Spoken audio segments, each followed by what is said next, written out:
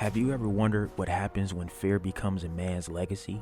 When chaos, power, and violence define a life so fully that even death struggles to close the chapter? This is the story of Edward Eugene Clark, better known as Big Devil, from 107 Hoover, a man whose life was a storm of bloodshed, betrayal, and control. But in the end, it wasn't his enemies or the system that defeated him. It was something much more personal and much darker. This is not just the story of one man. It's a descent into the heart of terror itself.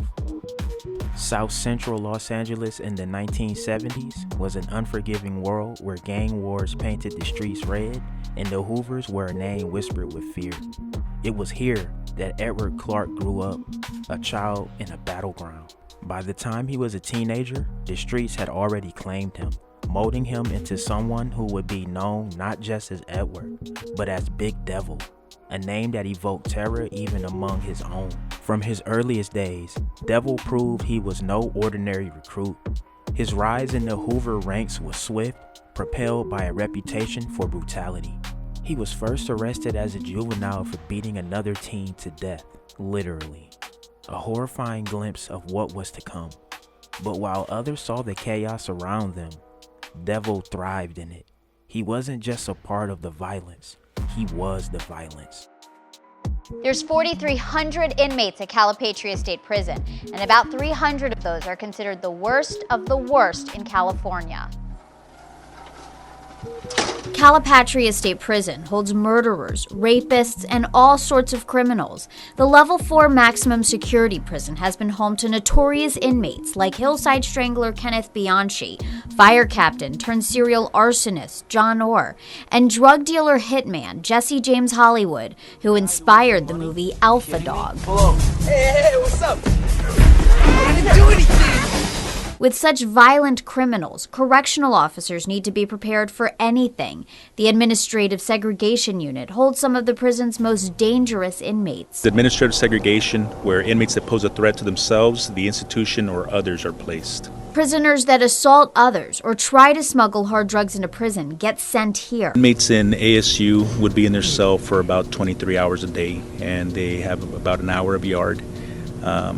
They would have their showers every other day, every 72 hours. Cells are made of cement. In the yard, they're still separated to prevent riots and conspiring with other inmates. The correctional officers at ASU must always be on alert. By the time Big Devil entered Calipatria State Prison, his legacy had already preceded him. Inside, his reign of terror only grew. Among prisoners, his name was whispered with dread. He commanded the Hoover car with an iron grip, using violence, manipulation, and even unspeakable acts of cruelty to assert his dominance. Big Devil would take great pleasure in taking the manhoods of many men in prison, enemies and allied Hoovers alike. Nobody dared to challenge him.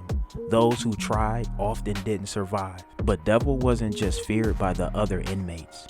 Even the guards learned to tread carefully around him. And then there was Lisa, a correctional officer who would become entangled in his web.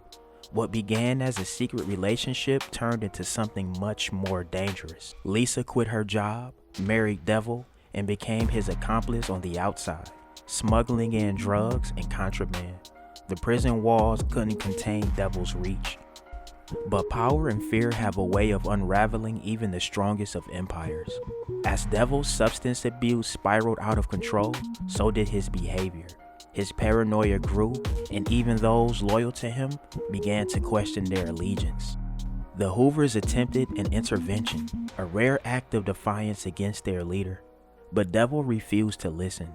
The once calculated leader had become a ticking time bomb, a man consumed by his own demons. And then there was Gumby, a fellow inmate who had his own score to settle with Devil. Their feud simmered for months, fueled by Devil's attempt to frame Gumby for a crime he didn't commit. When Gumby refused to take the fall, Devil made his intentions clear. Gumby was marked for death. On November 28, 2000, the prison yard became the stage for the final act of this deadly rivalry.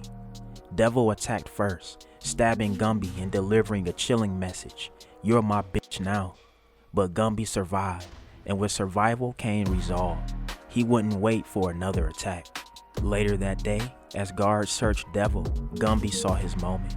With a weapon in hand, he lunged forward, stabbing Devil in the neck. The wound was precise, severing Devil's voice box. Blood spilled onto the grass as the man who had once commanded fear lay gasping for breath. By the time medical help arrived, it was too late. Big Devil was gone. His reign of terror ended in a pool of his own blood. But even in death, the story of Big Devil didn't end there. Gumby, once charged with murder, was ultimately cleared on grounds of self-defense. In a twist of fate, his original conviction, the one that had landed him in prison, was overturned and he walked free. The man who had ended Big Devil's life was not only vindicated but given a second chance. And a good Monday morning to you. I'm Brooke Baldwin in this morning for Kira Phillips, and here is what we're working on for you. California man finally free after serving 16 years for a crime he didn't commit. This is Reggie Cole. He actually walked out of a California prison over the weekend, thanking the California Innocence Project and law school students who worked diligently on his case. Attorneys were able to successfully argue that Cole's 1994 murder conviction was based on evidence that was simply fabricated. It takes, again, a very special, strong kind of person to make it through 16 years of incarceration and keep fighting for their freedom. The only way I can think to repay them is to go out in society and prove that I've spent these last 16 years preparing myself to be free. Cole's life sentence was actually thrown out last July, but he still had to finish a manslaughter sentence for killing a fellow inmate. He now says he wants to get his GED and study the law. All right. Ladies and gentlemen, today is my first day of freedom. I feel good, and I'm saying, damn, I look good. I'm just saying. I'm telling you, boy, it feels good to be free. Thank everybody at the Innocence Project. Thank God. Thank my mom, my family for being so supportive. My lawyer, Chris Fleur, don't forget him. I thought you were part of the my attorney, Mr. Christopher Fleur. There we go. That's what's up. That's what's up. Thank you very much. I'm out. Big Devil's story is one of relenting violence, both in life and in death. It's a story of power consumed by paranoia, of a man who built his legacy on fear, only to be undone by it. And in the end, it leaves us with one haunting question. Was Big Devil truly a product of his environment? Or was he the devil South Central never saw coming? Alright y'all, there y'all have it, man. That's been the story of 107 Hoover, Big Devil. Hey, get in the comment section, man. Let me know what y'all think. Drillers and trappers, we out here trapping and drilling 247. Don't go nowhere. Watch that next video. Gang!